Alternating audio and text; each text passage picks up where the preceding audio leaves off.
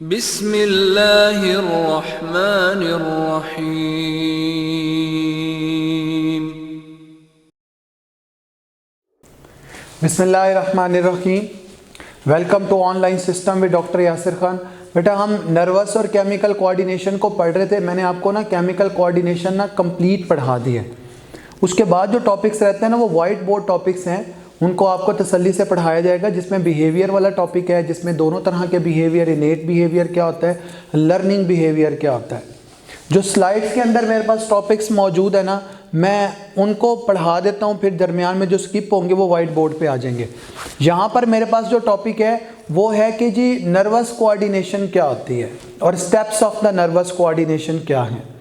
और इसके अंदर जितनी भी आप कोऑर्डिनेशन पढ़ेंगे ना वो एनिमल्स वाली है, प्लांट वाली जो आप पढ़ेंगे ना वो मैं आपको वाइट बोर्ड पे पढ़ाऊंगा। देखो सबसे पहले इधर लिखा हुआ है जी स्टेप्स ऑफ नर्वस कोऑर्डिनेशन। मैंने आपको एक बात बताई थी जी, केमिकल कोऑर्डिनेशन के लिए हमारी बॉडी के अंदर जो सिस्टम होता है वो एंडोक्राइन सिस्टम है, जबकि नर्वस कोऑर्डिनेशन के लिए हमारी बॉडी के अंदर जो सिस्टम होता है वो नर्वस सिस्टम होता है। नर्वस कोऑर्डिनेशन के स्टेप क्या होते हैं? नर्वस कोऑर्डिनेशन ना प्लांट्स में मौजूद नहीं होती। नर्वस कोऑर्डिनेशन के स्टेप्स हैं कि सबसे पहले रिसेप्शन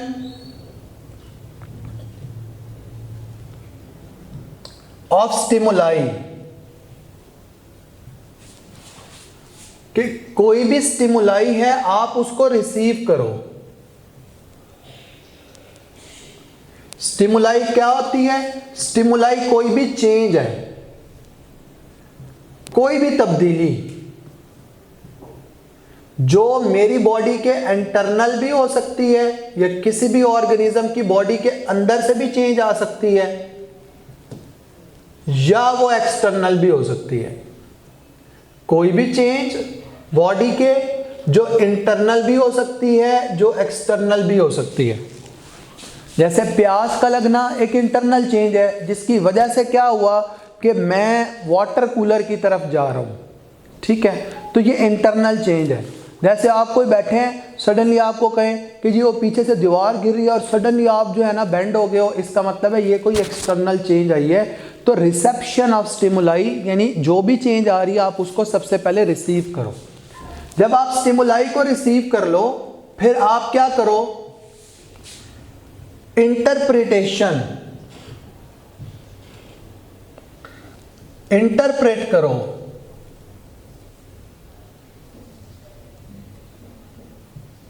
उस स्टिमुलाई को आप जांच पड़ताल करो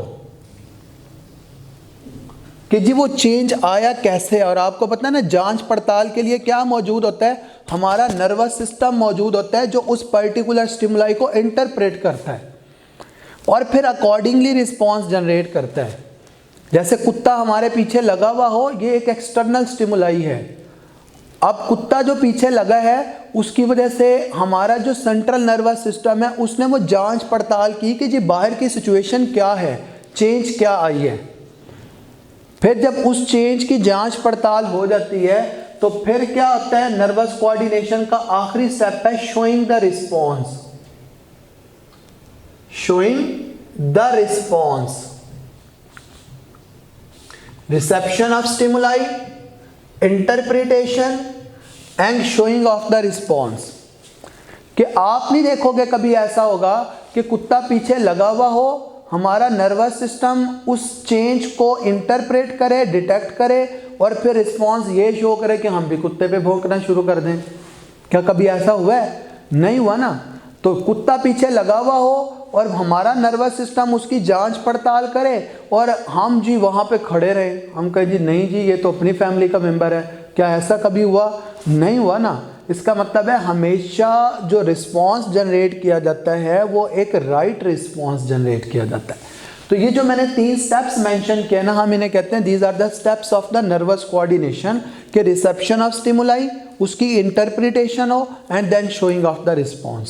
समझ आई बात? इसी की स्लाइड दिखाता हूं आपको कि नर्वस कोऑर्डिनेशन एक ऐसी कोऑर्डिनेशन है जिसमें स्पेशलाइज्ड तरह के सेल्स इन्वॉल्व है। हम उन सेल्स को क्या कहते हैं? न्यूरॉन्स कहते हैं। एंड दे आर डायरेक्टली और indirectly linked via the central nervous system. अगली बात है neurons have the capacity to generate and conduct the impulses which travel across the synapse, ये बातें आगे आएंगी। अब ये वो बातें लिखी हैं, receptors receive the stimulus and send it towards the central nervous system. Neurons carry the impulse, impulse कहते हैं मैसेज को बेटा, carry the nerve impulse towards or away from the CNS।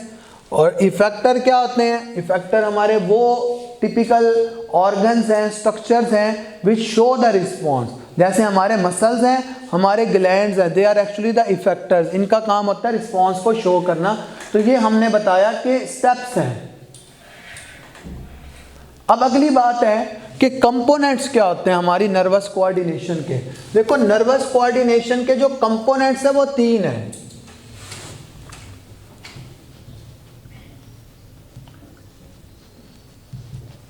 उनमें एक जो कंपोनेंट है वो है रिसेप्टर,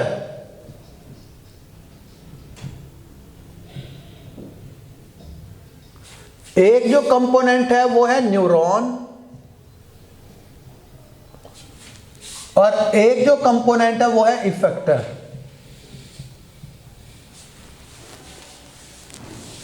हमारे जो नर्वस कोऑर्डिनेशन है उसके 3 तरह के कंपोनेंट्स हैं, और एक उसमें रिसेप्टर है, एक उसमें न्यूरॉन है, और एक उसके अंदर क्या मौजूद है? इफेक्टर मौजूद है।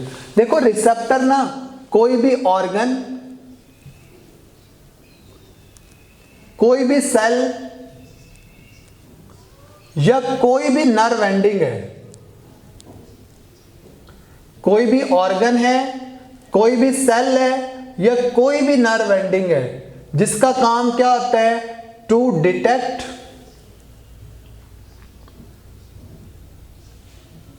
स्टिमुलाई, जिसका काम है चेंज को डिटेक्ट करना बाहर से आने वाली, वो रिसेप्टर है। जैसे आप देख लो कि मेरी जो आईज है ना, आईज के अंदर जो सेल्स हैं वो मेरे रिसेप्टर हैं, जो इस वक्त डिटेक्ट कर रहे हैं कि आपने घर वालों से मोबाइल या लेक्चर सुनने के लिए और बैठ के गाने सुन रहे हो, या बैठ के यूट्यूब देख रहे हो, या बैठ के आप गेम्स खेल रहे हो, मुझे दिखाई दे रहा है। समझ आई बात? तो ये क्या है? रिसेप्टर्स हैं। रिसेप्टर कोई भी ऑर्गन भी हो सकता है, कोई सेल भी हो सकता है, कोई न्यूरोनल एंडिंग भी हो सकती है, जो इस तौर पे बिहेव करेगी कि उसने चेंज को ना डिटेक्ट करना है, स्टिमुलाई को डिटेक्ट करना है। अच्छा, रिसेप्टर जब किसी भी बाहर से आने वाली चेंज को डिटेक्ट कर लेते हैं, फिर वो मैसेज को किधर भेजते हैं? Towards the neuron. Neuron is the structural, neuron is the structural and the functional unit. Neuron एक स्ट्रक्चरल और फंक्शनल यूनिट है किसका? हमारे नर्वस सिस्टम का।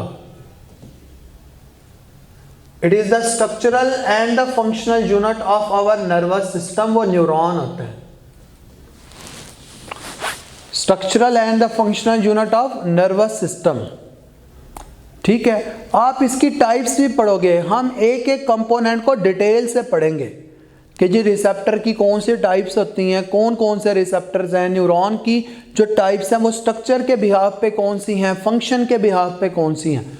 आखिरी बात है, न्यूरॉन ना जो भी मैसेज को जनरेट करवाते हैं, then they send the information towards the effector, और इफेक्टर वो हैं विच शोज द रिस्पॉन्स, जिनका काम क्या होता है? रिस्पॉन्स को शो करना।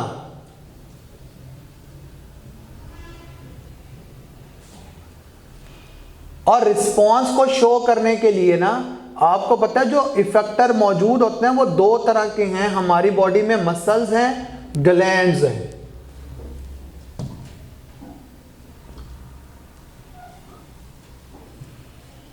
मसल्स हैं और ग्लैंड्स हैं, 2 तरह के इफेक्टर्स हैं। एक तरह के इफेक्टर को हम क्या कहते हैं? मसल्स कहते हैं, और एक तरह के इफेक्टर को हम क्या कहते हैं? ग्लैंड्स कहते हैं। समझ आई बात सर? अच्छा, इफेक्टर के बारे में बता रहा था बेटा, मसल्स और ग्लैंड्स जो हैं वो हमारे इफेक्टर्स हैं, ठीक है। तो मैंने आपको बताया कि कंपोनेंट्स ऑफ नर्वस सिस्टम क्या होते हैं। अब हमने जो पढ़ना है ना वो वन बाय वन सबकी डिटेल पढ़नी है। सबसे पहले रिसेप्टर है, ये कई दफ़ा शॉर्ट में है। ये जो टॉपिक है रिसेप्टर्स वाला, ये आप याद रख लें कि ये MCQ के हवाले से भी बड़ा ही इंपॉर्टेंट है। देखो रिसेप्टर को ना मैंने यहाँ पर सारे के सारे क्लासीफाई किया हुआ है।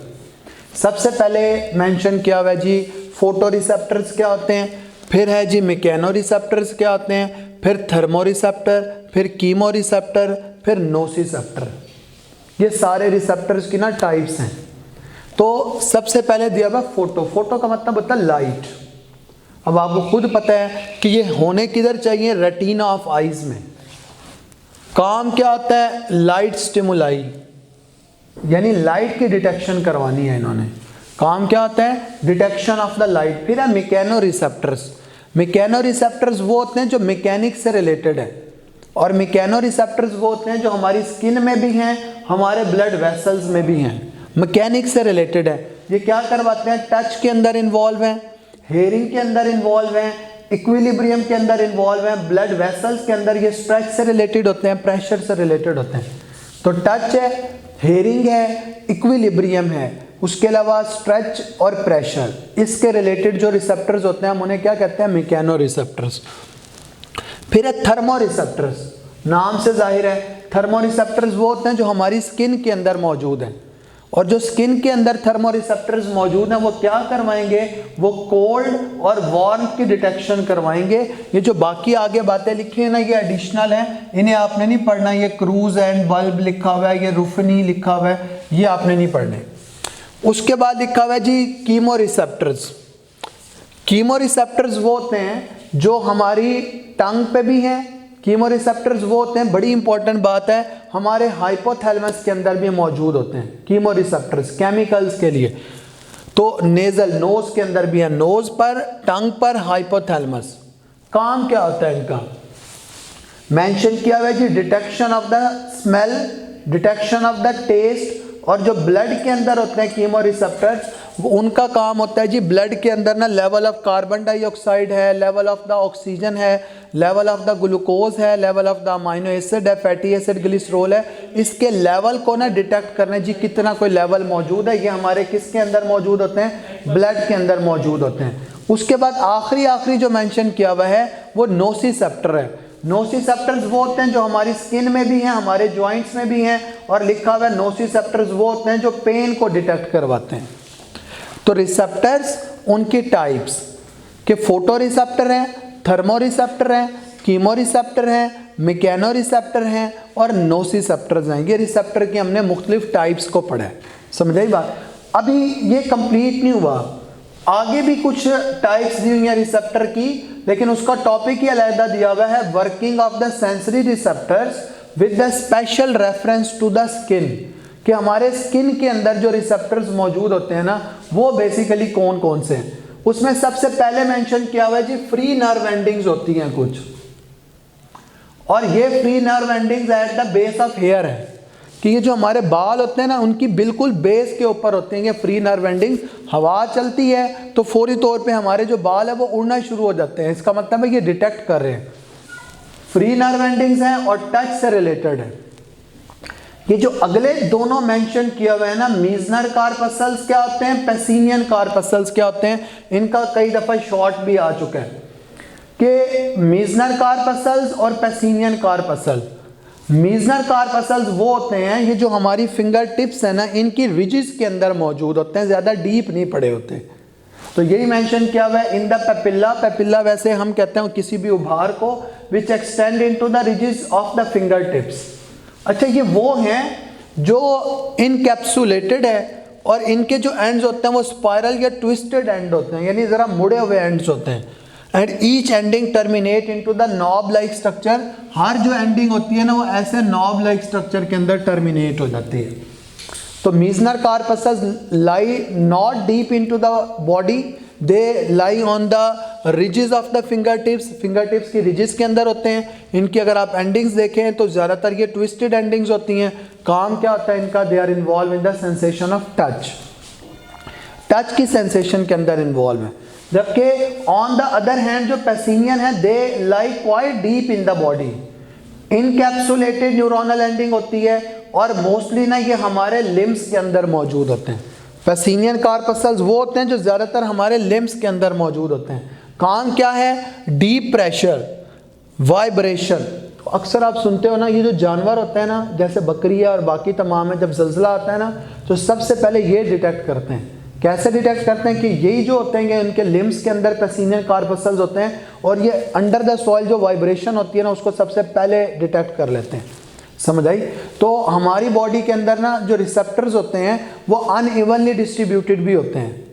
क्या आप कोल्ड के रिसेप्टर देखें, हीट के रिसेप्टर्स देखें, पेन के रिसेप्टर्स देखें कि इक्वली नहीं है, अनइवनली डिस्ट्रीब्यूट हुए हैं।